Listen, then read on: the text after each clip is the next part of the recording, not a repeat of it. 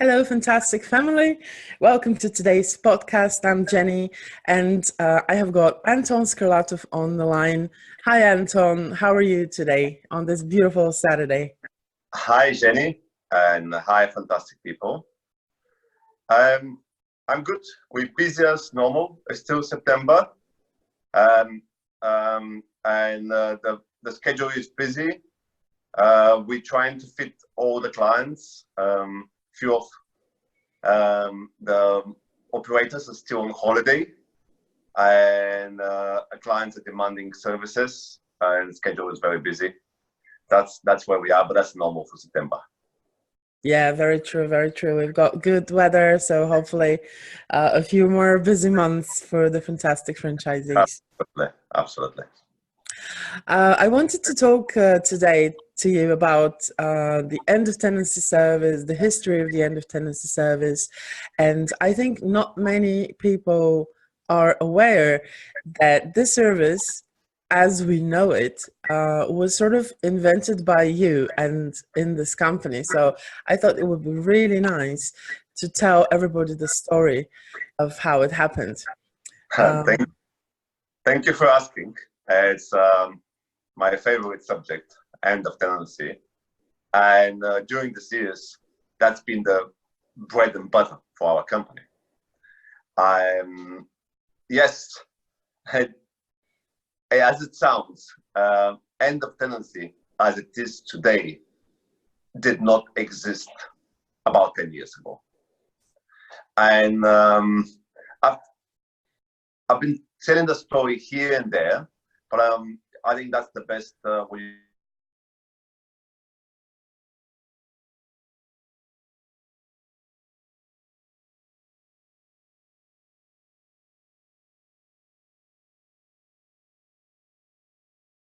After I leave the apartment, I said, okay, well, that sounds not difficult. I did it. I took the cloth and I wiped here and there. I did Hoover. I've called one of the carpet cleaners. He did a carpet. And I said, oh, here we are, done. Of course, inventory clerk came after and checked over. And I got a bill for £270. And I was shocked. And I was like, how can it come? I've did the cleaning myself. I've cleaned the oven. I've cleaned this. I called a carpet cleaner. He did the carpet. But then I look at it, and they had photos. They showed me that maybe the carpet was cleaned, but then we moved out, and then we made the carpet dirty again while we're taking out stuff. And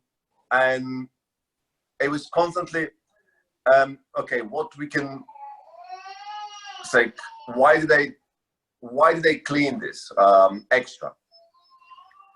And I said, okay, that's £270. At this time, 10 years ago, well, a lot of money. It's still a lot of money now for a one-bedroom flat. I look at the service and I say, okay, what do? They've sent one team to do the carpet. They sent one team to do the oven, and they sent one team to do the one-off cleaning. So, wow, that sounds like a very difficult thing to organize, like a very difficult way to execute. And then who is coming after? How they're gonna leave it clean after them? And it's all this like sound like a bit of like challenge for me. I say, well, I'll ask a cleaner. I say, okay, how much are you gonna charge for cleaning? That amount.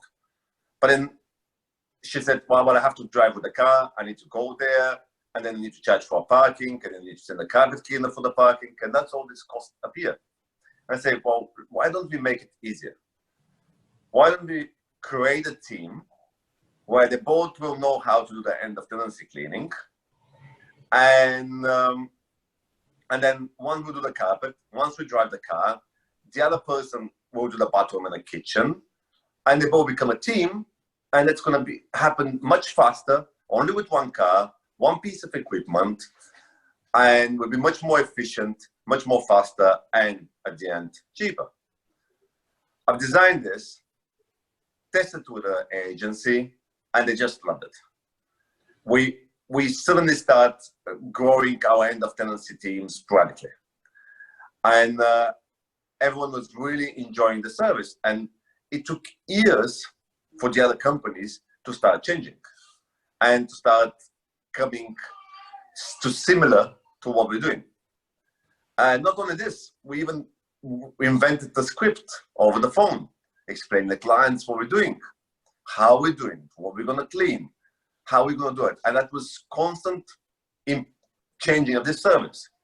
And not only this, we actually labeled this service with the name End of Tenancy Cleaning. And this suddenly became a service in London. And now you can see, now people are searching. Now there's a website called End of Tenancy Service. Now people are calling this service when they communicate with each other. I say, well, do you need an End of Tenancy Service? Where 10 years ago, this sentence didn't exist. And the service was moving out service. And funnily enough, when we tried and we started Manchester, and a colleague of us in marketing came to me and say, oh, but there's no search for end of tenancy in Manchester. Probably people don't use this service there. And I was like, well, I'm sure they're moving out from their flats. But if they search in Google for end of tenancy, I'm sure they don't. Because this terminology wasn't enough known in Manchester or Birmingham or anyone else. And that's almost how it's happened. Wow, it's so interesting to think that you kind of, teach people what to look for when it's already available to them, and it makes their life so much easier. It's amazing. And how about in Australia? How do we do it there? Well, it's the same thing. I mean, very much in Australia. What they call it now, we call it end of lease cleaning. End of tenancy, they mean, because they call tenancy, they call it lease. That's what we need to find out. But we call it now end of lease cleaning, and it's absolutely the same. We are in Australia and in UK. I can say we're the biggest end of tenancy company, and we are the market holder. Like we own probably more than 50-60% of the market of this service as a size. And there's no company that is anywhere closer to the size of the teams that we have. As it should be, given that we invented the service. And I think this story tells us a lot about how we think of our customers and how we think of our business, and the way that we have designed all of our services and all of our processes to revolve around the customer and to be able to provide what the customer needs, even before they know what they need, if that makes sense. So are there any other examples of how we did this? For example, I know that in the beginning we provided just cleaning, and then we started expanding to provide more services because we saw that the customer needed them. Well, absolutely. What we saw that first thing was, say, quality. Okay, we started getting some inventory clerks sending us checks on the apartments, which they say, oh, you missed here, you missed here, you missed there. And our next step was like, okay, how can we do more secure this? And then we invented the checklist. We took the inventory clerk checklist and we said, okay, our cleaners, they need to have the same checklist. And that's how we can make sure that we're not going to go on re-clean on the same apartment. But then, as you said, yes, what's happened next? We say, okay, our clients are moving out of the property. They not only just need cleaning, but they also need removals. And we added removals. And this, it's like, most of the companies, they either do cleaning or they do removals. But then no one really does both. But when you think of it, why would you spend time and effort and trust different companies if you can trust one company. And that was another extra that we did for our clients, and that brought us even more results. What else we did?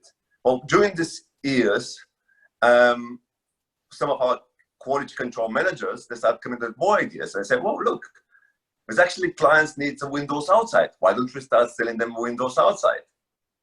And then that was a very nice upsell for the service, because yes, of course they need their windows done. And the pros on a site, they start upselling window cleaning. And I start making them some extra money. And we found these portable window cleaning systems.